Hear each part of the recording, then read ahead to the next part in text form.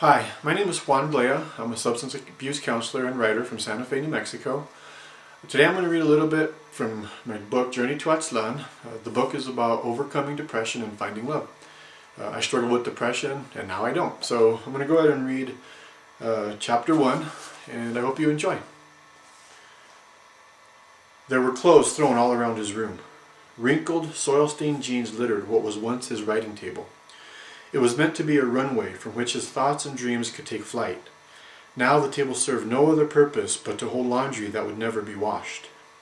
He held no vision for his life, nothing for which he could hope. Perhaps there was a time when life held the promise of a future where love and easy laughter were all possible. For him, life proved itself to be a liar who claimed that anyone could become whatever he or she could dream of becoming. For him, there would be no love. There would be no simple smiles. He didn't even harbor self-hate or wallow in despair anymore. Despair needs hope, but his reflection was little more than an empty face that had no hope to reflect. It was 6 a.m. The winter sky was a sheet of black ice off of which hopeful prayers bounced back to the frozen earth. There would be no more prayers anyway.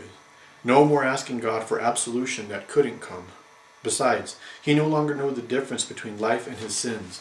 They had melded together into a single, numbed out and isolated abyss. The last of his tears had been pouring out of his now dry eyes since 3 a.m. His cheeks were razor burned from the years of collecting pain slicing down his face.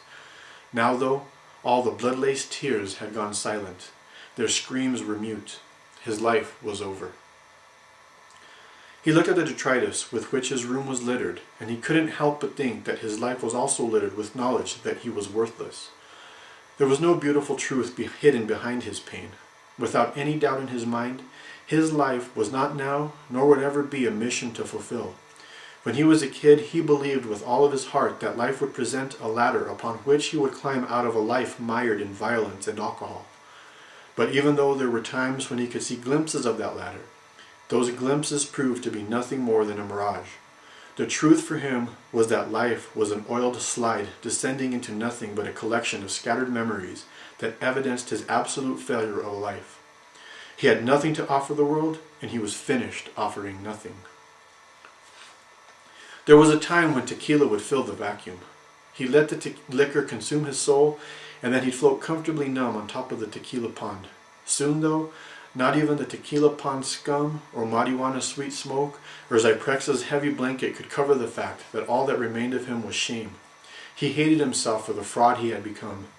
His life was little more than a downward spiral ride towards nothing but smoke and mirrors. He was an inhabitant of hell, and it was from hell that he wanted release.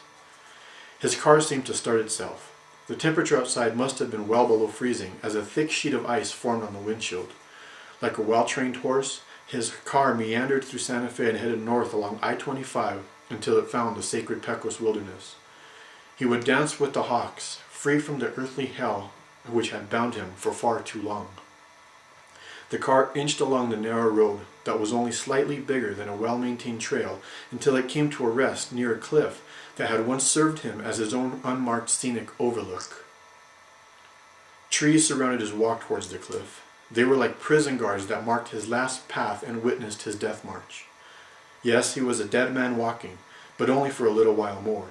The early morning sky was still gray and peppered with clouds that threatened to dump even more snow on the already buried and frozen earth. The wind froze his breath as it left his mouth. But even though he was only covered in a t-shirt, he couldn't feel the cold. He was already partly out of his body, and there was no bringing him back to his prison cell. He inched his way towards the cliff and looked down. The Pecos River ran fast and hard down below, but he was too high up to hear its raging flow. Far from where he stood, the jagged gray rocks that shot through the water looked more like pebbles that could get stuck in someone's shoe. He looked at the last few hundred feet of his life and thought that the entire flight would last little more than a few seconds, and then it would come to a violent and sudden end. He closed his eyes, imagined a God in whom he no longer placed faith, drew a deep breath, and screamed towards the sky, "Why have you forsaken me?" He didn't jump right away. Instead, he stared into the deep and wide valley below. It was more than Nietzsche's abyss looking back at him. Instead, it was his own eyes that looked at him. They were the eyes he wore as a child, still carrying all the hope and promise that childhood fantasies allow. Those eyes were still innocent. unaware that through the years he wouldn't develop the courage to live his life on his own terms. As a child he wanted to be good, not rich, not famous, just good. But as he stared down into his last trip, he knew that he was anything but good. Good people don't hate themselves. He wasn't bad though either. He was worse than bad because, while his toes stiffened and his fingers froze, he realized that he was a coward who had rightfully died 1,000 deaths and then cursed himself for being that coward. He ran from his pain because he was too weak to stand there and face it head on. And now it was over. His childhood eyes faded into the cold and harsh wind, and all sounds stopped. He took a deep breath, exhaled, bent his knees, and prepared for takeoff. Thank you for watching. Again, that was Chapter 1 from Journey to Aztlan. Thank you.